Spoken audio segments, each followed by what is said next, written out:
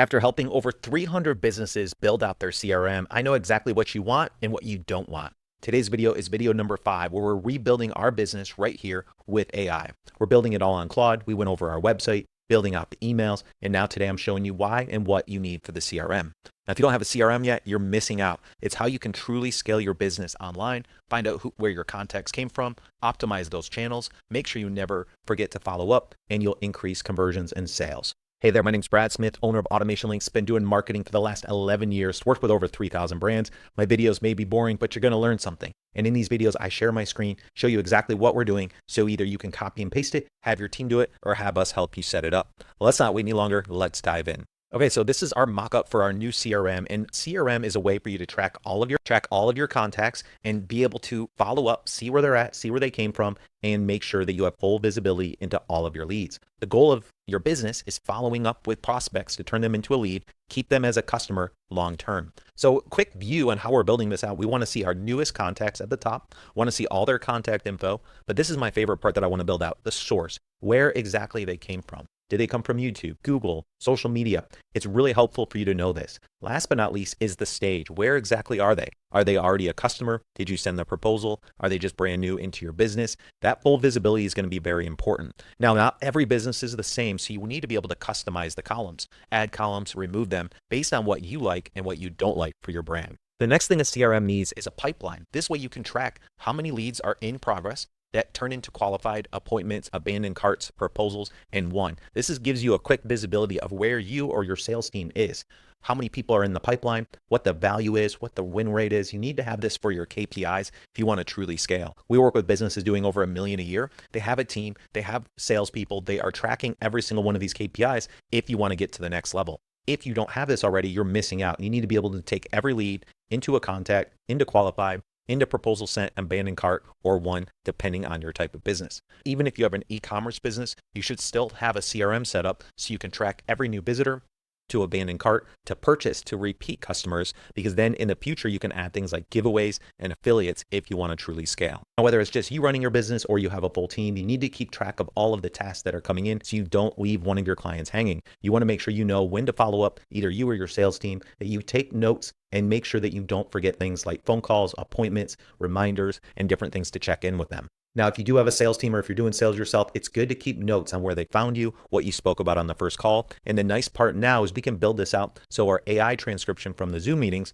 can automatically be added to the notes so you never forget. And by the way, if you are a business owner and you have a brand, comment your brand name down below so I can go follow you, connect, and support you back. All right, last but not least, our calendars. Whether you have any type of business, you should be keeping track of your calendars and making sure you track every single meeting and you send follow-ups after you have an appointment. The goal is to make sure that it's easy for people to book a call with you on your website, and then follow-ups and automations are in place after the fact. Okay, so let's dive into the contacts. This is what I really want to touch on, and this is one of my favorite parts because what we need to do is know exactly every little action for the contact. And what we can look at is all of the contact information on the left. You can see me as the test dummy. You can go and look into the full company profile here. And by the way, this is what we're building out for ourselves, but then we can also copy and build this out for you and your brand as well. So you fully own your CRM and you can customize it with AI any way that you want.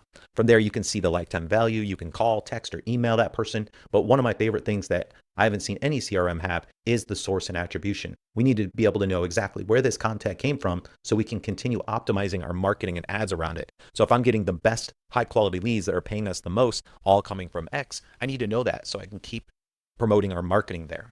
From there, you need to know exactly what that customer journey was, all the pages they visited, what they looked at, when they looked. So if you do have a sales team, it's easy for you to follow up and make sure that they know every single thing that that ideal customer was looking for so they can address those pain points. From there, I love seeing the customer journey, seeing every single thing that they did, from when the proposal was sent, to the phone calls, to the text, to the DMs, to every single page they visited, to even having a heat map to see what they were clicking on. This is going to be super important when you're building a CRM to track this so you can see exactly that full customer journey from where they came from to when they paid you to even what happens after they become a customer.